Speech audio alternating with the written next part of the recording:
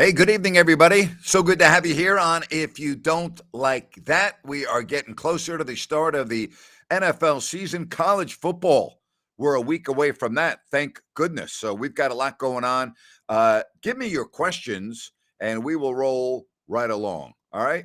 How's everybody doing? All right? How you doing? Everybody good? You know? All good? I got a lot of questions already. Love it. You know? Love it. Talking about a lot of the young quarterbacks in the National Football League. What do you think? Who's going to be the best young quarterback in the National Football League? What do you think? You know, when you look at Bryce Young, Carolina, I just can't see it, right? We got Rudy already chiming in. Hello, Grant. People sleeping on the hot Atlanta Falcons. They got players at every position that matters. I don't know about that. The not top elite players, but above average. Las Vegas has them pegged with their numbers at 6.5 wins. I think they go over 6.5 because they're in a weak division, Rudy. You know, I look at who's good in that division? Baker Mayfield, by the way, named the starter for the Bucs, so he's going to start in Tampa. I don't think they're going to be very good. Don't know about the Saints. Carolina, I don't think is going to be very good. Cody agrees with Rudy. He says, I'm with you, Rudy. You know, Cody also says, can Desmond Ridder do good? Only concern I don't know about him. I don't know about him leading the team either. I mean, that's something that I'm with you on that. All right. Said he doesn't know about him or Heineke leading this team far. All right. Rudy responds, agree. Now I'm not an Atlanta fan, but I recognize what they're setting up. We'll see. You know, I think we're putting a little bit too much on a young quarterback this early. But I like it. I like the questions. Keep them coming. We'll see. All right. You know, a lot of people talking about Derek Carr with New Orleans about having a lot to prove. He does have a lot to prove. You know, looks like Cody and Rudy are having their own private conversation. Maybe you guys ought to exchange numbers. Good Lord. Love it. Love it on the stream. Love it. You know, love it. Alberto wants to know, how does Baker Mayfield get all of these opportunities? Hey, he won the job in camp. That's how. He won the job. You know, he's getting the opportunities. You know, you got to give him credit. He played pretty well with the Rams when he went there at the latter part of last year. I mean, he really did. He had a couple of good games, and he won the job. I mean, it's not like Baker hasn't had talent. You know, it didn't work, obviously, in Cleveland, but seems to work now. He's back as a starting quarterback in the National Football League. Doesn't mean he can't play anymore. Just means that he got a second and a third chance. The third chance being in the Rams organization. I thought he played pretty well last year. Thought he had some nice games and goes to Tampa and wins the job. I mean, they're not just giving him the job, Alberto. They're not just giving him a job on a silver platter. He went out there and won the job. Give him credit, you know? Give him some credit. All right. What do you want to talk about today? You want to go over under? All right, let's have some fun here. I gave the 49ers a record of either 14-3 or 15-2. That's how good I think they're going to be. Matthew says, hi, cooking dinner, but listening. Good for you, Matthew, and I hope you're going to have a good meal. All right. Trout says, Grant, love your podcast this morning. Well, thank you very much. I appreciate you listening to it. All right, so let's have some fun right now. You can either go over or under, or a thumbs up or a thumbs down. 49ers, I'm making my own over-unders, not Vegas. 49ers over under 12.5. All right? You going over 12.5 or under 12.5? I'm going over 12.5. All right? Absolutely. Grant, do you think the 49 or the Kings organization and the fans will ever regret trading Tyrese Halliburton? Ever? Right now, no. Domantas Sabonis has changed the entire organization around, and for that reason, I would say no. But again, if God forbid Sabonis would have a career-threatening or ending injury this year, and Halliburton goes on and goes on and is a 8, 9, 10-time All-Star, then yeah. But other than that, no, I don't see it. Cody goes under 12.5. Carr goes under. All right. I got to tell you, I don't see him going under 12.5. The division's terrible. Other than Seattle, they're not terrible, but the Rams, I think, are terrible. Arizona, terrible. And so I'm going over 12.5. All right. Kings and Raiders fan here. Who do you think will have a better year? Sacramento will have a higher win percentage than the Raiders. Drat wants to know, what am I going to do the Raiders win total? I'm doing it to Friday's podcast. All right. John says the 49ers over. McCaffrey gets 1,000 and 1,000. Going to be Roger Craig again, huh? Absolutely. All right, here's an interesting question. Grant, if you could make a Sacramento Kings all-defensive team lineup, what would your lineup be?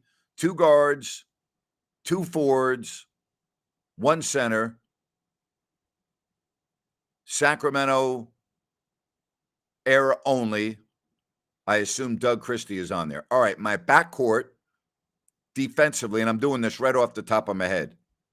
Randy Brown and Doug Christie as my guards. Wow. I'm going to go, and again, I can go back into the 80s too, all right? All right? It's a good question. Ron Artest, small forward. Power forward. That's a great question. So I got Randy Brown, Doug Christie, Ron Artest. I'm going to go. Man, that's a great question. You know what? Give me a couple minutes on this one, all right? Someone says Mitch at 2. I was going to go Mitch to Doug. I went Doug only because it's fresher in my mind. But you're probably right. You know what? I got to go along with you. I got to put Mitch ahead of Doug. You're right. It's a good job right there by you. All right. I'm going to go. Yeah, I got to put Mitch in there. I can't. How can I not have Mitch Richmond on there? You're right. Am I going to put Mitch and Doug back there? He said point guard. I got to have Randy Brown back there. Someone said Samuel Dallenberg at center. Probably would be who I would take. Probably would take Sammy. And as far as a power forward, man, that's a great question. Very good question. Very good question. I'm probably going to go, you're right. I got to put Mitch ahead of Doug. You're right. I got to do that. It's a good job by you. I thought about Mitch, but I'm going back to where the Kings were really good. But Mitch was one of the best defensive players in the league. And Michael Jordan said he played him as tough as anyone. So, I got to go Randy Brown. And yeah, I got to go Mitch. You're right. You know what? Got to go Mitch. Then I got Ron Artest. The power forward is hard. I'm okay with Dallenberg at center. No, it's not Hito. Someone said the animal Michael Smith. The Kings really have not had that stalwart defensive power forward. I'll tell you who played tremendous defense.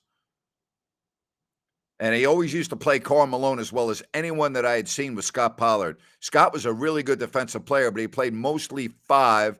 as opposed to 4, but he did play 4.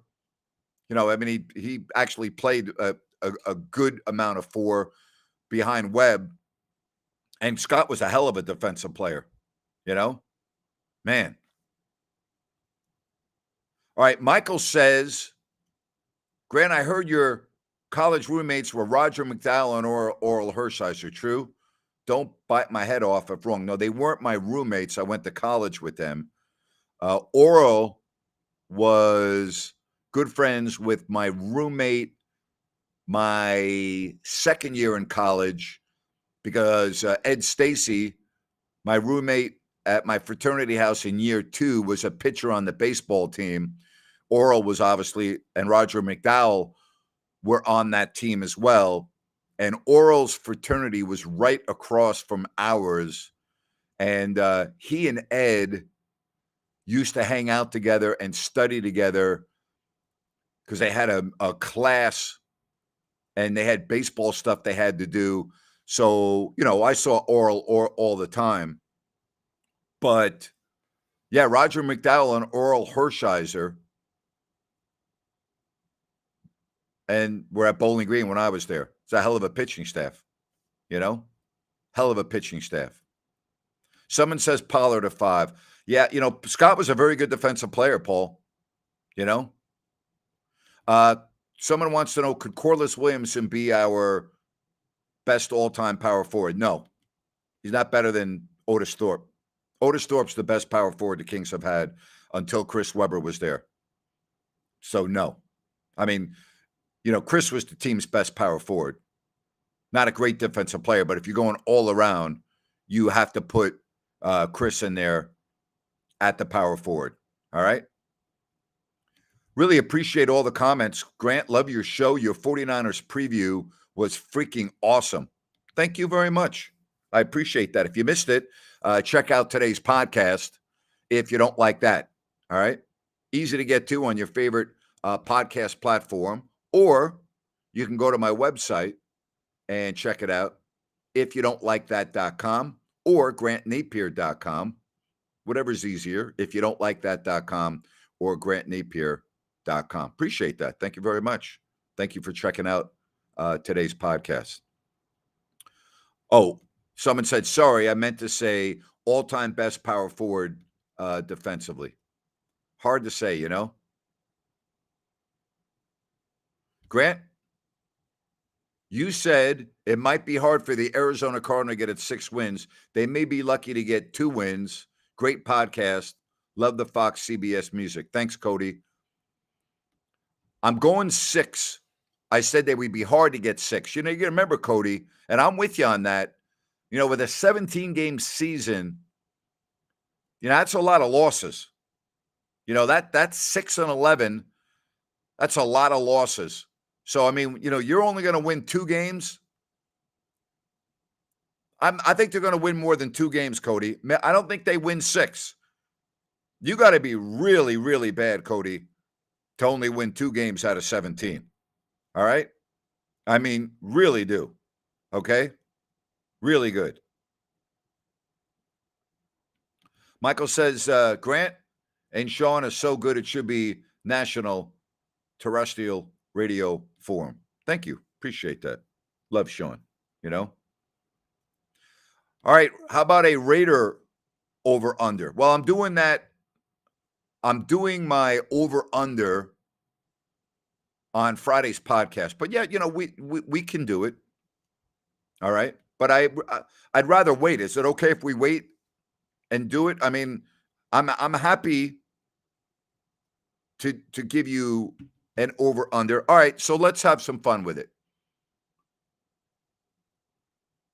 I'm going to go over-under at 7.5. All right, we're having fun. That's not Vegas. That's me. Okay? That's me. 7.5. You're going over or under? Over means you think they're going to go at least 8 and 9. Here's the way I look at the Raiders. I think they're going to lose twice to Kansas City and twice to the Chargers. So that's 4 losses right there. Okay? And again, I'm going to do this. I don't want to give away too much, But that all of a sudden, if I'm right and they go 0-4 in those games, then all of a sudden you are looking at a 13-game season. Okay? So 13-game season, what would the record be if the Raiders played 13 games and in those 13 games they didn't have to play Kansas City or the Chargers? Okay?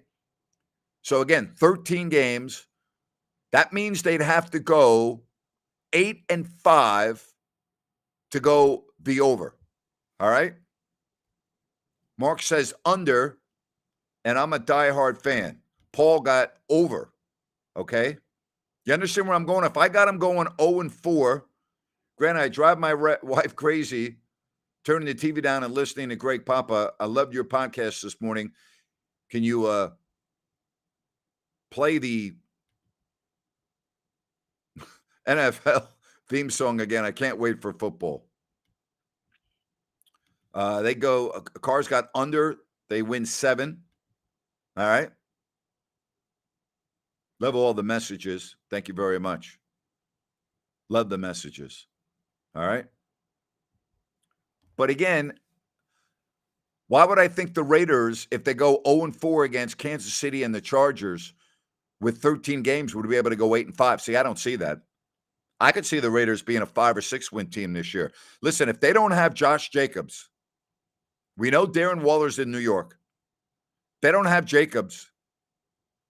Yeah, I know Garoppolo is pretty good, but I mean, other than Devontae Adams, God, if Devontae Adams gets hurt, oh boy. You know, if he misses any time at all, how are they going to score? Right? How are they going to score? All right, let's go some other teams. Let's have some fun here.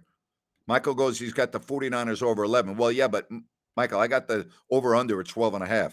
So you either got to go over or under that. All right. Cody says, I can't guess on the Raiders. They blew a bunch of games last year. Maybe that changes. Maybe, but I don't think they're as good offensively. All right.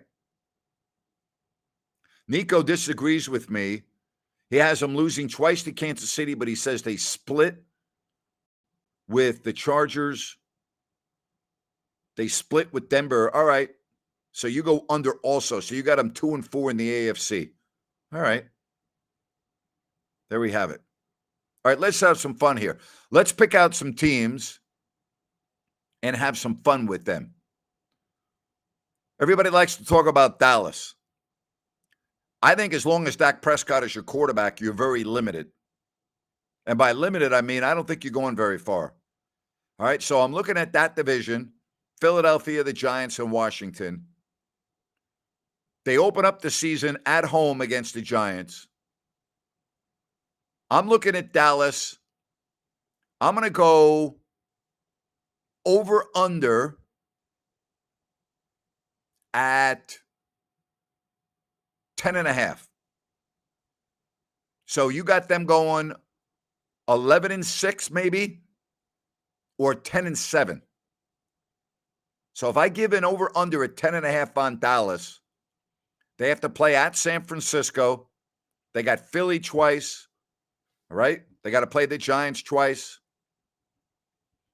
And again, I don't have their whole schedule in front of me, but those are some of the games. All right.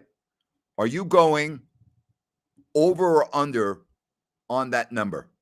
All right. What do you think? You know, Dak Prescott to me, if I'm a Cowboys fan, I really can't give much faith in him. All right. Dallas does have a good defense.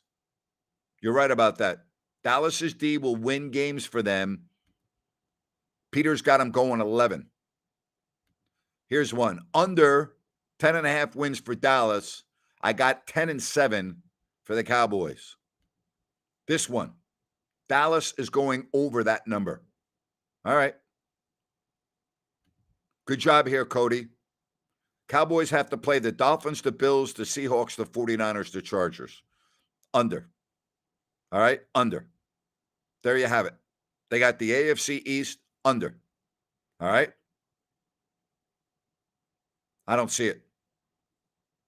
Nico says Dallas 500 in their division. Overall, I can see them pulling off 11 wins, unfortunately, as a 49ers fan. You know, when Cody says that Dolphins, Bills, Seahawks, Niners, Chargers, I don't see it. I don't see it. No. I don't see it. And it's the same thing with the Giants. I'm a big Giants fan. They have the same schedule as Dallas. They also have to play at San Francisco week 3 on September 21st on a Thursday night. So you got the AFC East plus Philly, who they can't beat. They're going to open up at Dallas. That's going to be a loss in all likelihood. I talked to a good buddy of mine who works for the Giants. Actually, I've talked to a couple of buddies. They think the Giants are going to be better this year than last year, like a better team, but a worse record because of the schedule. All right. Cody goes 10 wins for the Cowboys, so under is my guess. I'm with you. Absolutely. Yeah, I think with that schedule, you're right. Kevin's spot on. Dallas will be Dallas. They find ways to fail. Yep. Absolutely. Paul wants to know if I'm going to the Giants-Niners game yet. I don't know yet. I don't know. Mark's got the Giants at 9-8. It's about right.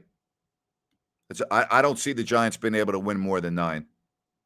I don't. I think that's their ceiling this year with that schedule. I don't see it. I think offensively they're going to be better. All right? I really do. I think offensively they'll be better with Darren Waller. I like their wideouts. I like their offensive line maturing. I think Daniel Jones will have a very good year. So I think offensively they'll be better. But with that schedule, you know, and again, things change. Quarterbacks get hurt. Things can change. But I don't know if the Giants, you know, if I gave the Giants an over-under of 9.5, I as a loyal New York Giants fan, I would go under. I don't think they win 10 games this year. I don't. I just don't. So, yeah, interesting when you look at them. All right. Somebody wants to know, how's the lawsuit going, Grant? Well, it's ongoing. I will be in Sacramento a lot in the coming months as the lawsuit continues to move forward. And so I'm looking forward to going through to the conclusion of that. All right. All right, let's go Seahawks. How many wins for the Seahawks this year? I've got a gut feeling that the Seahawks will miss the playoffs and go 8-9. I'm leaning towards that way with Seattle. Now, I think they're very well coached. Here's the deal with Seattle. Can Geno Smith have that same type of year that he had last season? And he was great last year, and I give him a lot of credit because I've been very down on Geno. All right? Very down on him. I thought, and I'll look it up right now, I thought he was one of the best stories in the National Football League. I thought he was one of the best stories in the NFL last year. I give him all the credit in the world. I thought he was tremendous. And I have a lot of respect for how he played. All right? I thought that was great. All right, here's their schedule. Rams at home, at Detroit, Carolina at home, at the Giants. I don't like the Seahawks having a bye week after week 4. I think that hurts them. All right. So I think in those first 4 games, they go at the worst 2-2. All right. I think they beat the Rams. I think they beat Carolina. All right.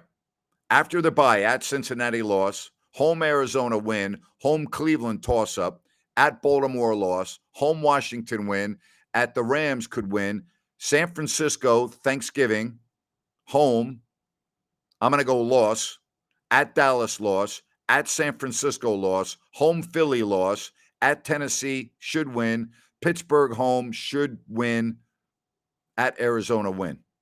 But I got them losing twice to San Francisco. I have them losing to Dallas. I have them losing at Baltimore. I have them losing at Cincinnati. I have them losing at either Detroit or the Giants. Going to be hard for them. You know, going to be hard for them. Absolutely. All right. Nico wants to know, he joined in late. Where does everyone see Jonathan Taylor going? I can see Denver trying to making a play for him. You know, the Colts are their demand's pretty high. You know, in addition to other picks, they want to get a number 1. So that's going to be interesting. to see whether or not they can move Taylor. You got to remember the running back position has been devalued. All right. So keep that in mind. Money, everything else. Okay. Someone says Seattle's defense was very porous last year down the stretch. Yeah, they were. No question. No question. So, I'm looking at Seattle. I think they're a 9-8 team, to be honest with you. I think they're right along I think the Giants and Seahawks are going to be right there again for a wild card. I really do. All right. Thanks for the love. Says you're awesome, Grant. 916 misses you. Appreciate all your support. Means a lot to me. All right. Someone wants to know who will be the worst team of these three: Tampa, Indy, or Houston? I'm going to go Houston. All right. I still think they got a long way to go. All right. Cody says he thinks the Seahawks are going to go 10 plus. He said they're loaded. Geno's the real deal. Geno was the real deal last year. No doubt about that. All right. Here's one. Where do I see the Steelers this year? Appreciate the question about the Steelers. That's from Kevin.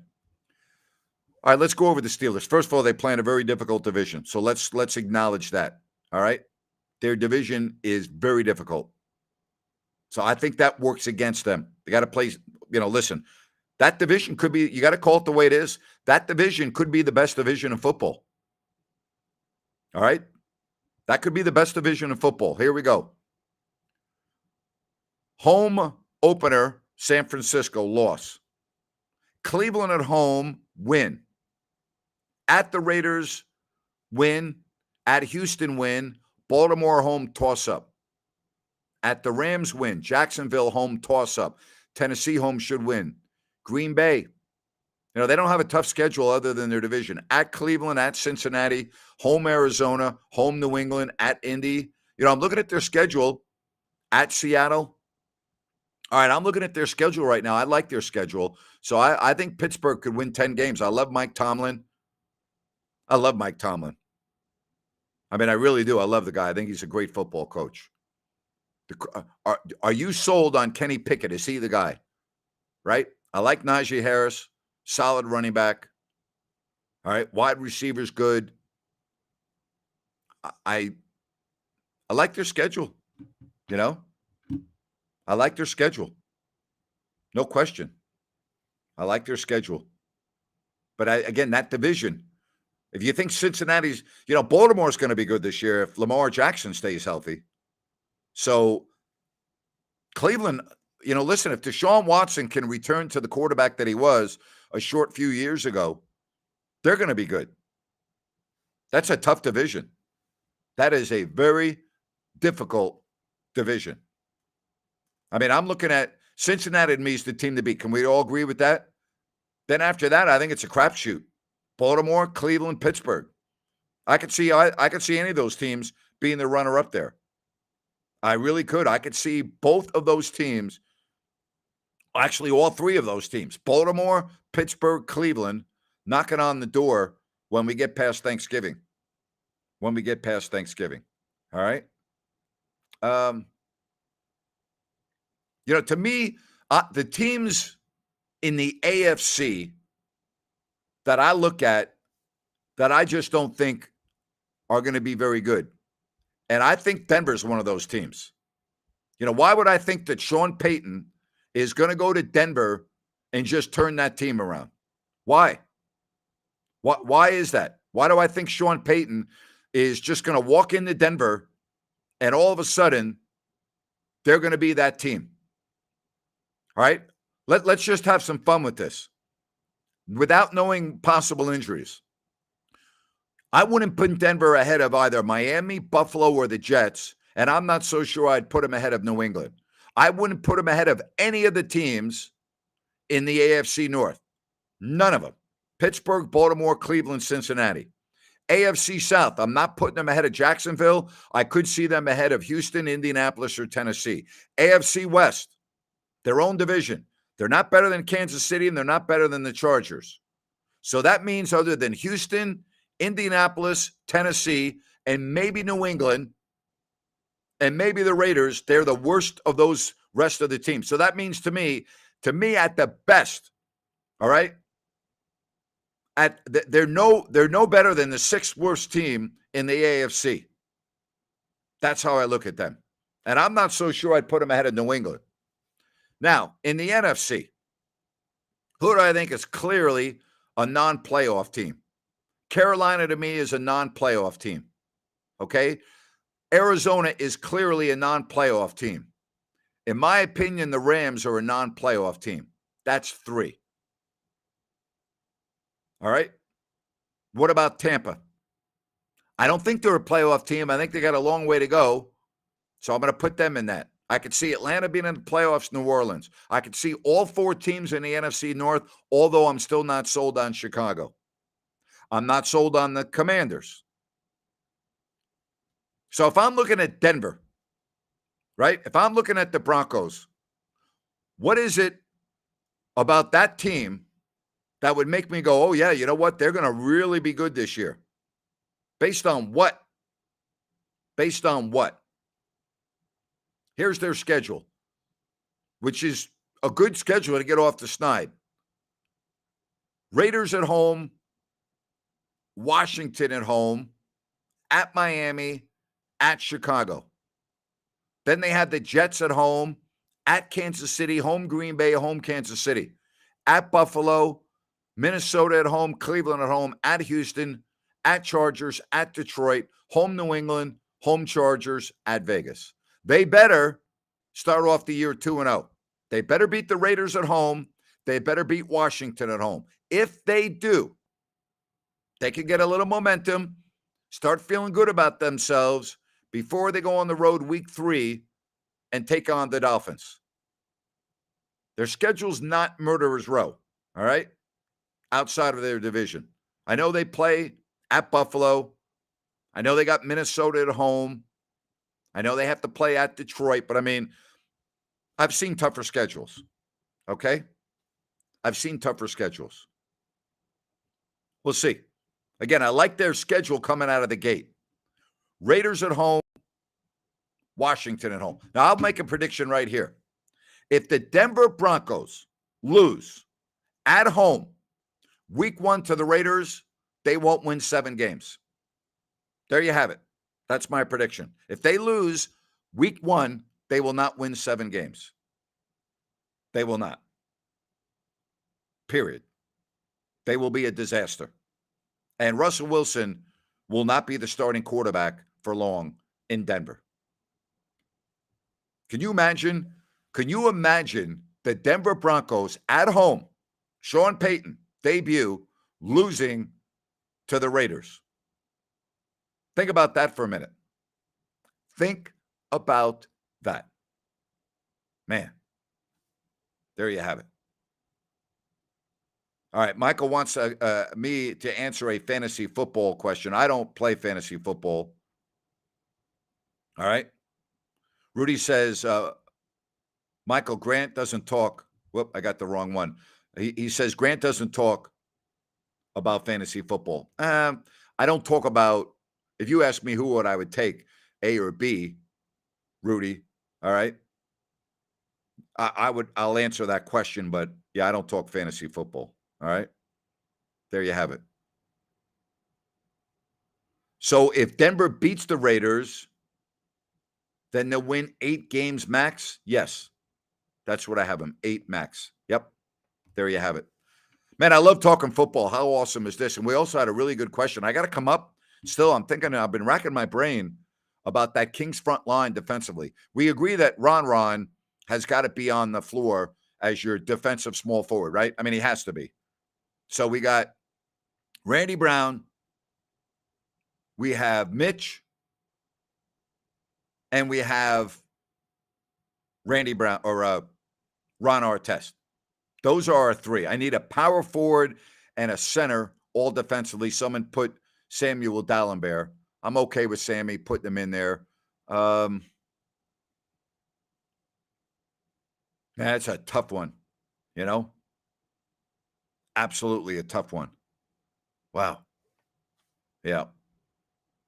Someone wants to know, is Russell Wilson on the decline like how Donovan McNabb was back in 2010, 2011?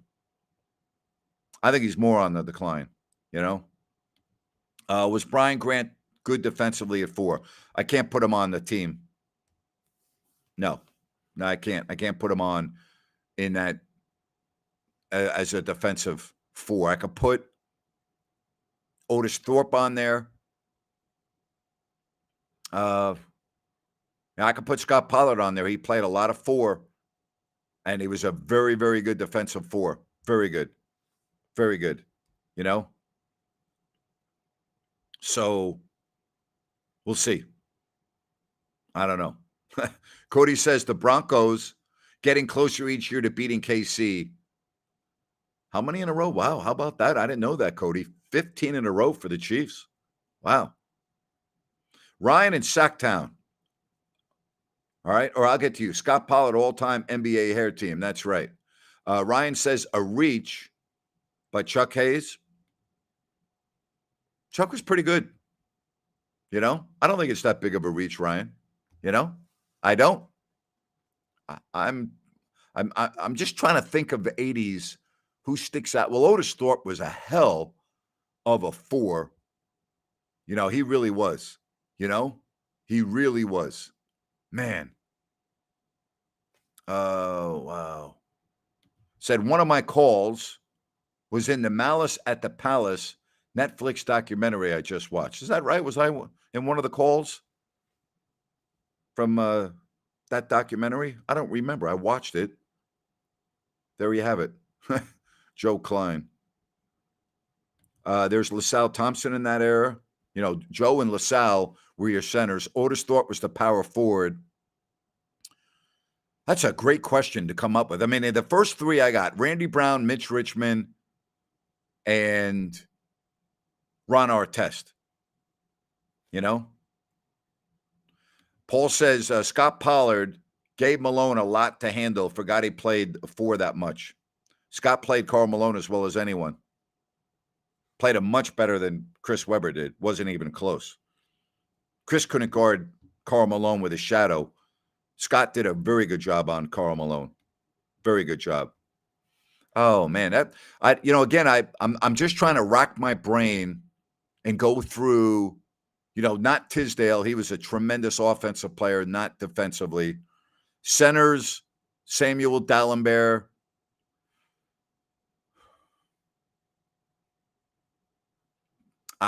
LaSalle Thompson, maybe. But that's tough. Tough coming up with that 4-5, really is. Tough, Someone said, what about the big nasty? Undersized. When he was 6th man of the year in Detroit, good player. I can't put him as the best defensive 4. I can't do that. All right? All right. Someone said, did I see that the Kings are trying out Scal Labissiere on a partially guaranteed deal? I always thought the Kings franchise gave up on Scal too early, as I was impressed by a first stint with the Kings. Here's the bottom line, all right? There's a reason why he's been out of the league. And his best year was with the Kings. He didn't do anything in Portland. He's been out of the league for a couple of years. He's on a partially guaranteed deal. I love Scal. Love him. Love him. Root for the guy. Love the guy. Great person. I don't know if he'll ever play a game for Sacramento. I think he's more of a G League type of a signing for Sacramento. I don't see him getting on the floor. I don't see it. All right.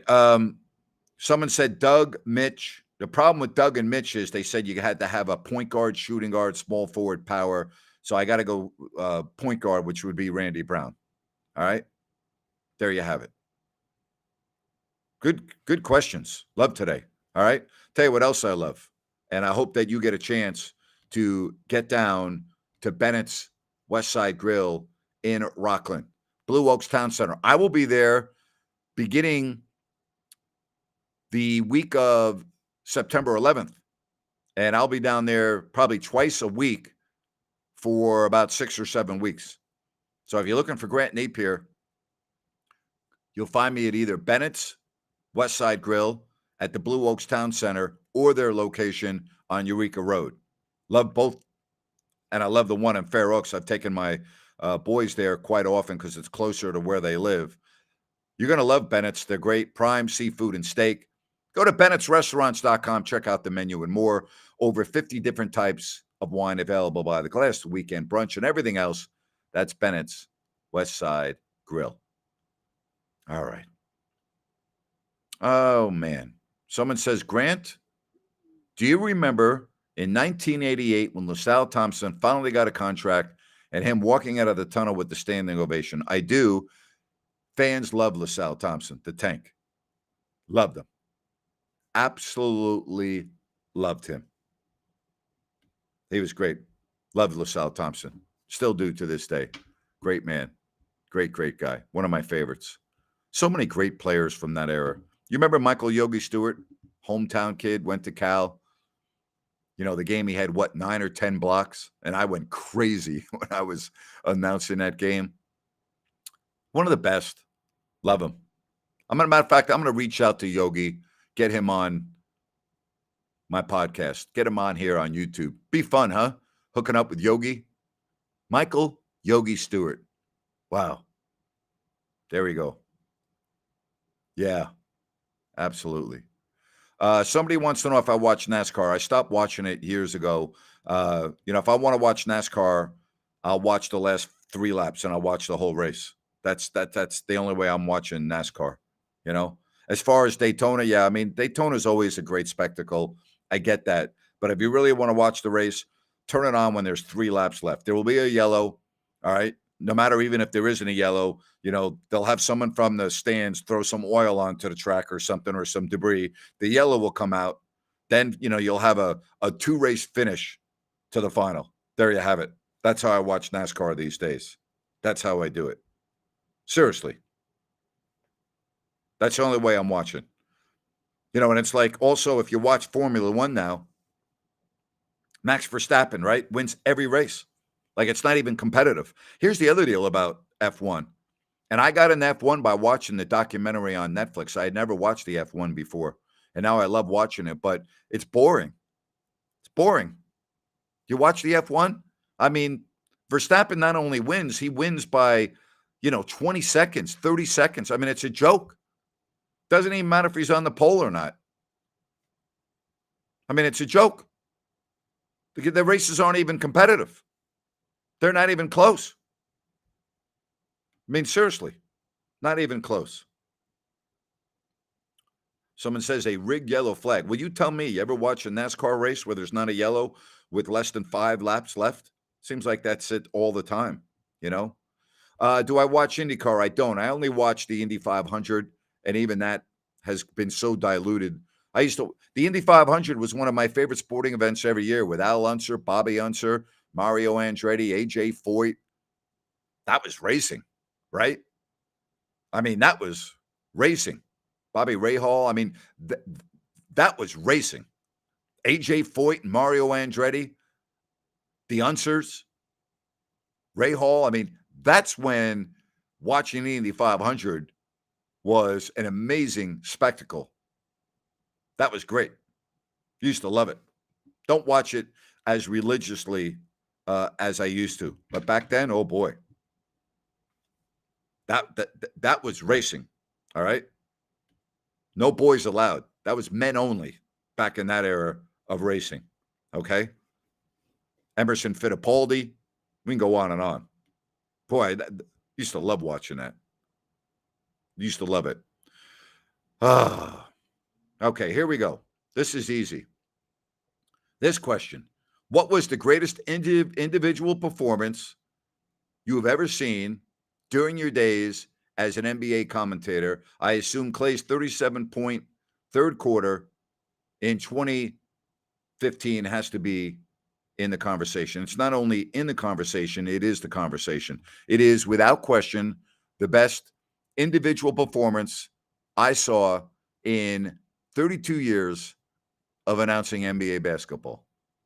Now think about this. Most players that play their career in the NBA never have a career high of 37 points. The vast majority of players throughout their entire career never have a career high of 37 points, right? Klay Thompson had 37 points in one quarter. Now, think about that for a minute. One quarter. And I occasionally will go back to YouTube and watch the highlights because they have two packages on there, one of the home announcers and one of me and Jerry. And I don't normally say this about myself because I don't like talking about myself, because we're in the business of ratings do my talking and fans do the talking for me. I've never really talked about myself. It's not who I've been.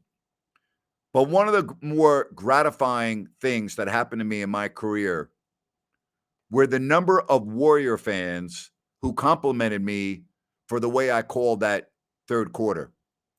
And that meant a lot to me because we're always accused of being homers and this and that. And I've always tried to, I wanted the Kings to win. Yes, of course, I was going to be more excited for the Kings than the other team. Yes, that's part of being a local announcer. And I think the majority of fans can understand that.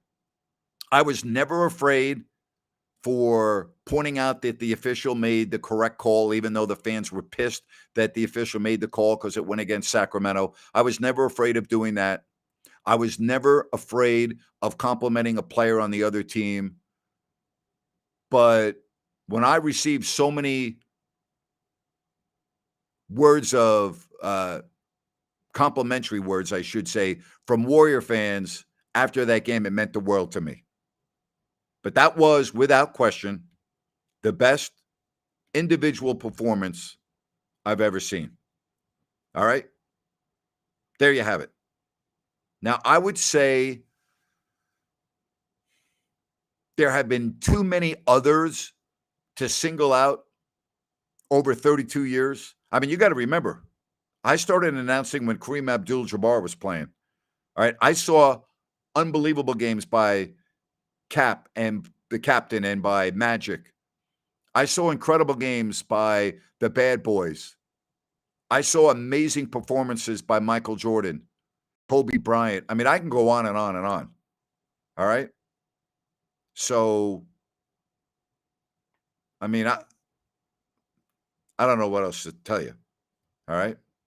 I really don't. But that performance by Klay Thompson of 37 points, I've always said is the reason why we watch sports, okay? Now think about that.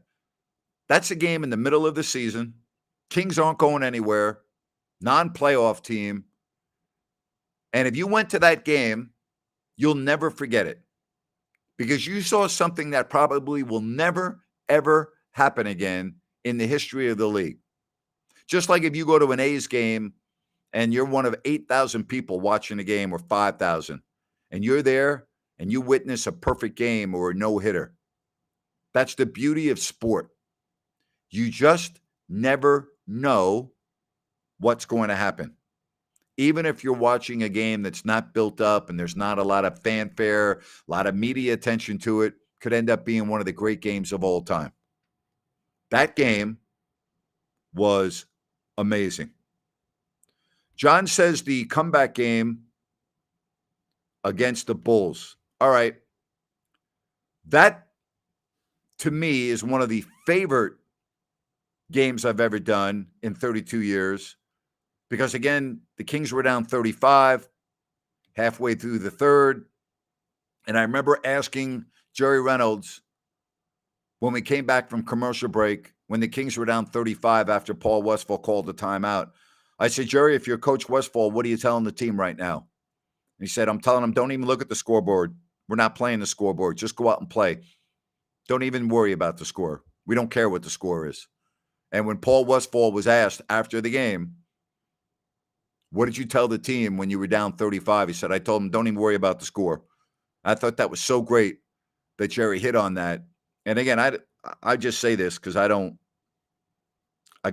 not comfortable talking about the games that I've done and whether I did a good job or not. But I thought that fourth quarter was as good as any quarter of basketball I've ever called in my life, that game at Chicago. And I thought the game I did on radio, which again, they have YouTube highlights on there because Dave Grashoff, who is one of the most talented guys I've ever been around, was a cameraman for, I believe, 13 back then. And he came up to me before the game at Dallas when I was doing the game on radio in the playoffs and said, "Are you okay if I put a mic on you? I'm going to shoot the game and I'd love to use your voice on the highlights." I go, "Yeah, of course." And he put, matter of fact, I'll look at it right now. He put a video montage, I'm going to look it up right now, of me calling that game. And to this day, okay, I think it's as good as any game I've ever called.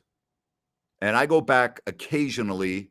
All right, here it is. It's called DG Grant Napier Calls. He put it on there 4 years ago.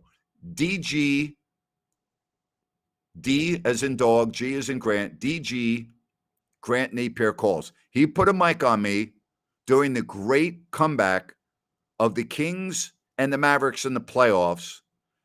And I'm so proud. And I always tell young people, I told Ryan this, and I told a lot of other young aspiring broadcasters, particularly when they're doing play-by-play. Don't tell me what happened. Tell me what is happening. Announce the game in the present tense.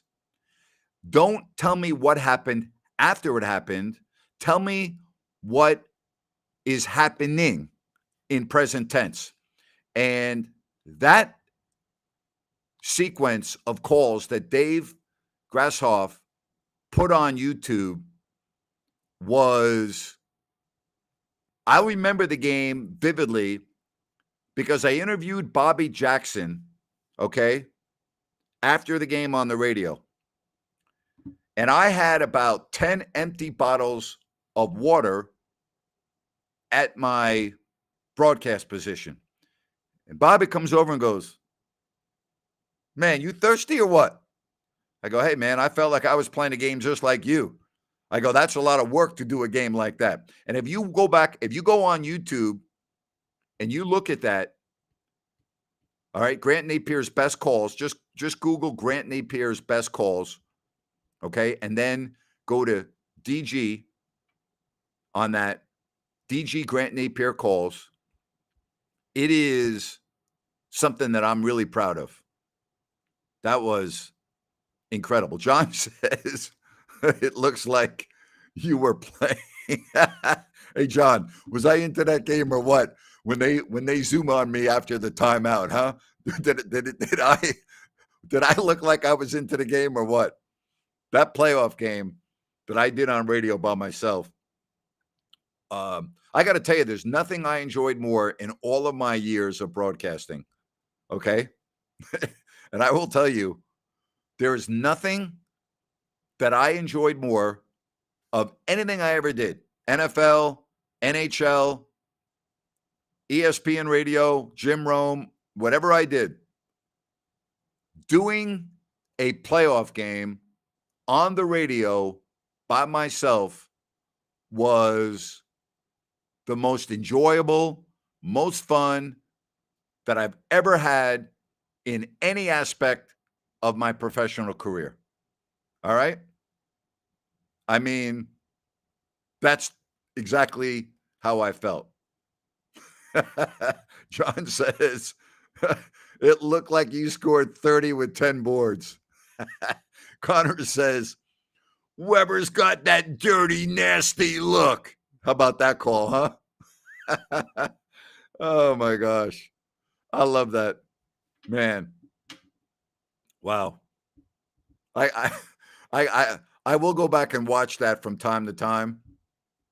Man, that's great stuff. And I appreciate Dave so much for putting that on YouTube. But when he came up to me before the game and he said, "Are you okay if I put a mic on you. I'm like, yeah, no problem. No problem. Go ahead. I was so into that. Wow. Yeah. I'll tell you something else about doing a game like that. Nothing can distract you in a game like that. You are so into the game. Like, I'm not aware of anything going on in the stands. I'm not aware of anything going on next to me. I always tell this story.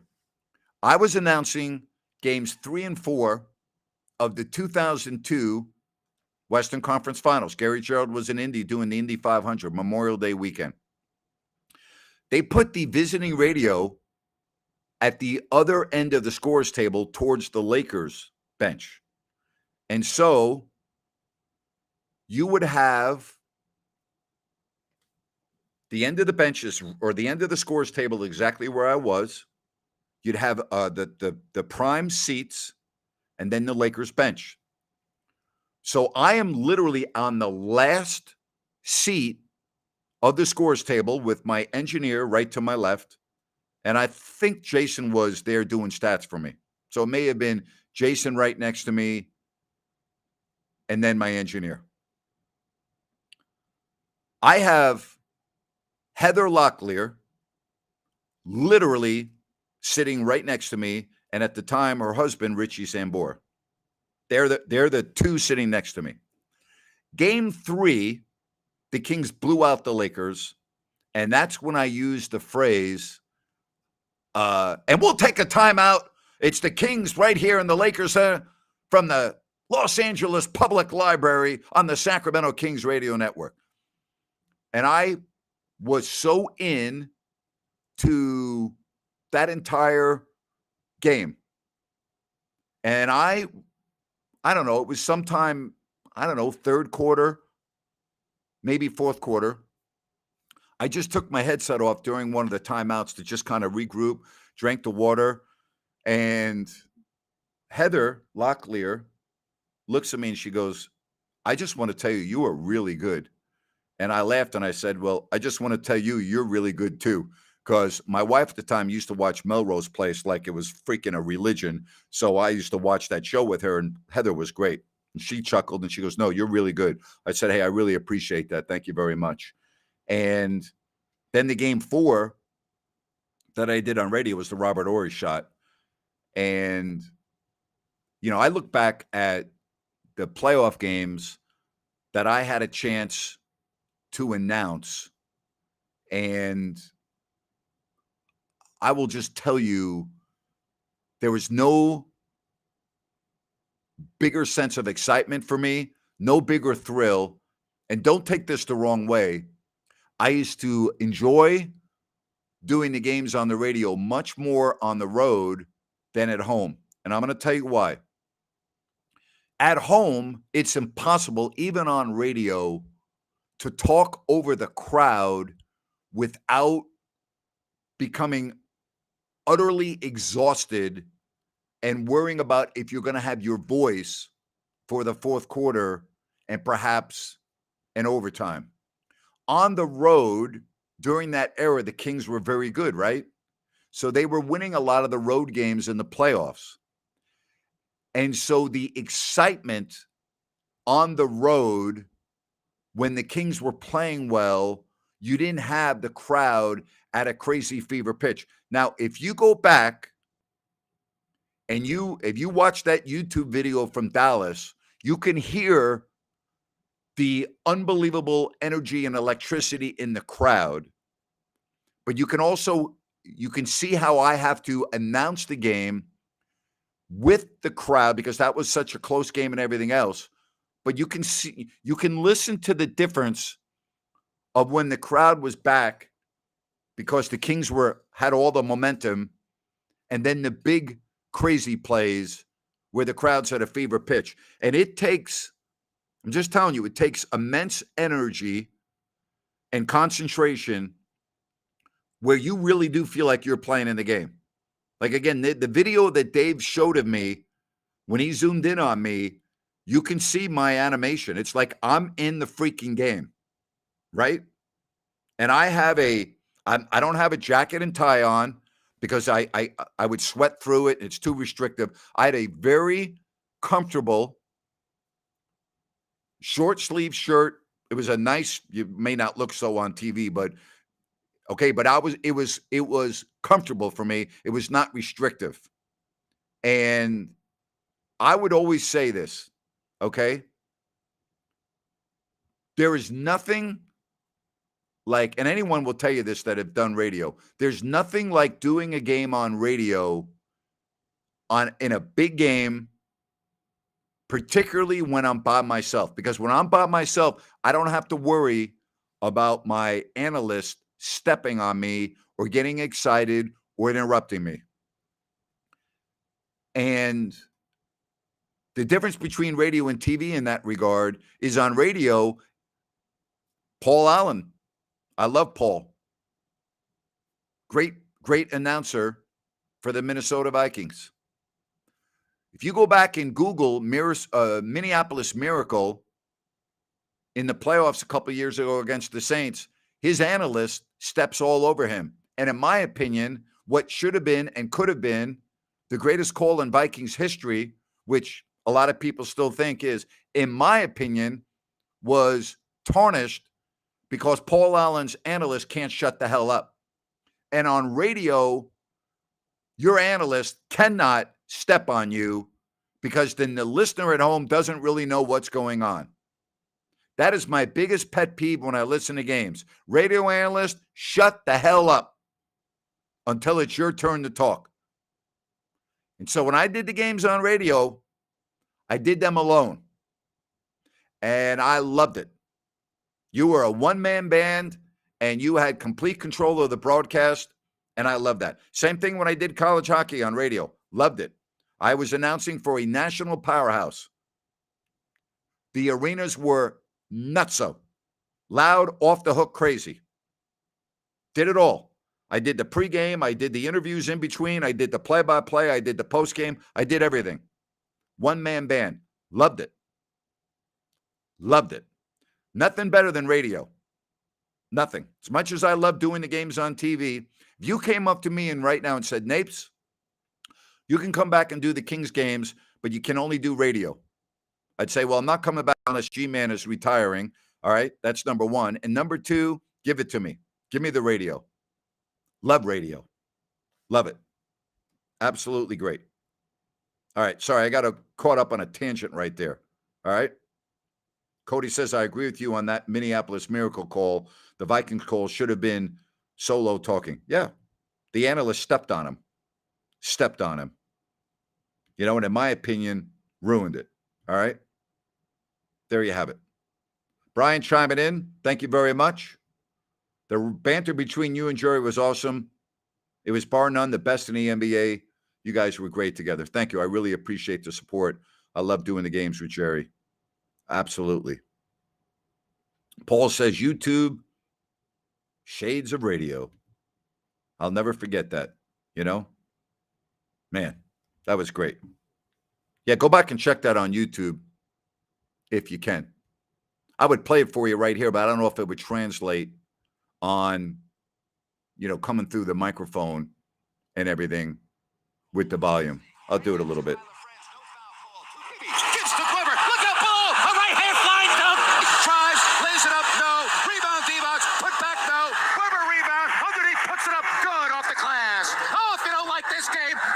NBA basketball. He has it to Weber. Look out below! A flying two-hand jam! Oh, boy! Weber around Nowitzki. Drives hard to the basket. Another dunk by Weber. He must think he's in practice. Chris Weber throwing him down at will. And Weber gets Nowitzki to hang. Runs into him. And a foul. Oh, no. Jimmy Clark. Weber runs away from the official with the ball as if to say, Jimmy, you're awful. Jackson on the floor, stop side, pop good. Sacramento within 10, 8 defending. Bobby drives, Adam tries to draw the foul, misses. Pollard, dunk as he fouled it up. Shanna mismatch, Christie to the hole, drives, puts it up, good. And on the floor, knocked away by Christie. That dunk, Christie is everywhere. And Jackson, here's a three. Oh, turn this system's on. Bobby Jackson is on fire. And Weber's got that dirty, nasty look as he runs to the Kings bench. 98-97, Sacramento on your Kings Radio Network. All right, so that's just part of it. But I hope that translated over there, but that was a blast. Oh, my gosh. Anyway, that always gives me a chuckle, and I'm so happy that that's on there. Dave Grassoff, he's still to this day, I follow him on social media. I don't know how he does it, but it will be 3 a.m. and there will be like an emergency somewhere or a bad accident or what have you. And he's there, with the video, with the camera. He's all over it. I go, dude, do you sleep or what? Incredible. Incredible. Here's a very interesting question. Grant, have you ever changed your opinion of someone positive or negative after you've interviewed them? Yes, I have. Yes, I have. I would say this. I've changed more from a negative view to a positive view than a positive view to a negative view. I would say that there have been some interviews, and I can't name any off the top of my head, where after interviewing that person, I've been floored, blown away, and it has changed my view. It's an excellent question. Excellent, excellent question. Good job. Thank you. Jay, appreciate your support. Grant and Jerry team, definitely one of the best, especially as local announcers, definitely Hall of Fame style deal. Appreciate the support. Thank you very much. This is great. I love doing these shows. I really do. I love doing these shows. Great stuff. He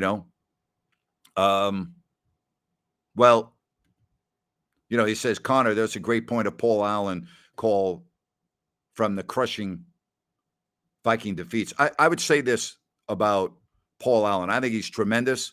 He's a lot like me in terms of his energy and his passion, or I should say I'm a lot like him, however you want to, look at it. I love his style. He's tremendous. But as analyst to me, like if I were in charge of the Vikings radio network, I would tell his analyst, I would call him in, and I'd go, listen, I'm going to give you, here it is. You either got to shut up or I'm going to fire you. You do not talk over the play. You talk before the ball is snapped and when Paul is done talking after a great play. You do not talk in the middle of a play. If you have to turn your microphone off, turn your microphone off. Plain and simple. Love to have you. Fans want you. Paul Allen's a big fan of yours, but you are not going to talk over his calls anymore. So I can do one of three things. Number one, I can instruct the engineer to turn your mic off once the ball is snapped. You can have enough willpower not to step all over Paul. Or number three, we can find someone else. Those are your three choices. Which one would you like? That's how I would handle it. That's how I would do it. All right? No question. So, says, yeah, Tony Romo does that a lot. It's really annoying. It is very annoying. At least on TV, you can see what's going on. I agree with you. Tony Romo steps all over Nance, but you can at least see. On radio, you don't know what's going on. You are relying solely on the description of the play-by-play announcer. Two voices all of a sudden distorts what you're listening to. That's not what you're listening to the game on radio for. You're listening to the game on radio to hear what's going on. Okay? The last thing you need is a voice who's interfering with the description of what you're listening to. You're like, what? You should never have to say what when you're listening to a game on radio. So, there you have it. All right. It's a great one. Just a good one right here. The Auburn radio call of the Quick Six also had the analyst interrupt the late announcer, Rod Brambit. That was one of the great plays in the history of that rivalry, Auburn, Alabama. Right?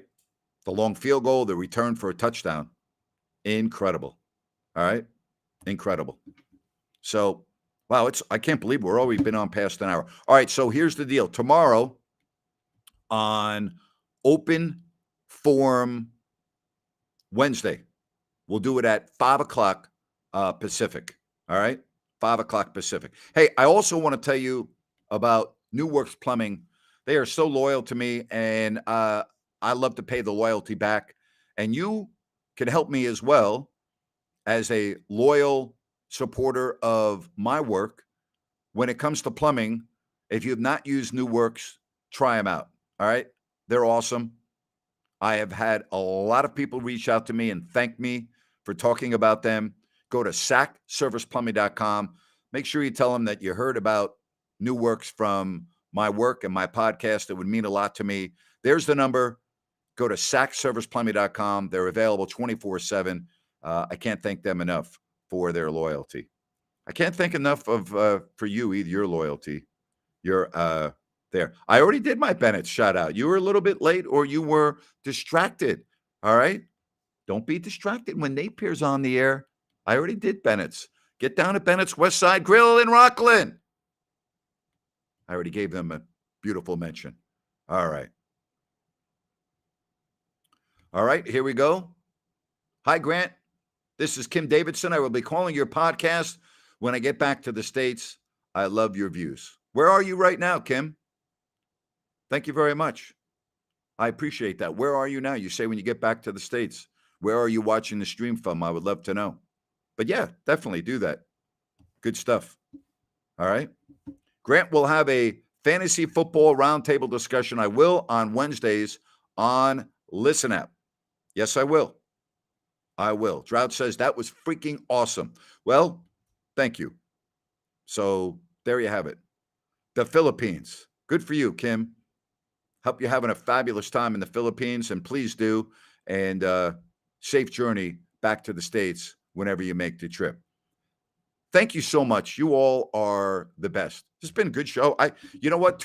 How come time didn't go this quick when I was in freaking school? Math class, history class, German class. Then you'd look at the clock and go, oh my God, it stopped. The time stopped moving. Oh my God, I can't. Oh wow, I got another 45 minutes. And then you look at the clock, you think it's like you only have 15 minutes to go, and you go, oh my God, I got 30 minutes left of this. No, get me the hell out of here. This show, boom, just moves right along. Good stuff, right? Kings prediction for a win total this season. We'll get to that. It's August. Hold your horses. We'll get to that. Thanks, everybody. We're going to wrap up the show. Appreciate you all. You're awesome. By the way, if you want to drop me an email, easy to do. All right. gnapier@gmail.com. Give me any show ideas, any suggestions, what you like, what you don't like.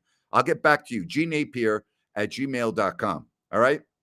And don't forget to check out my website. If you don't like that.com, all of my work is on there. You can check it out as well. Have yourself a fabulous, fabulous evening. Thank you so much for joining me right here on If You Don't Like That. Oh, boy. So long, everybody.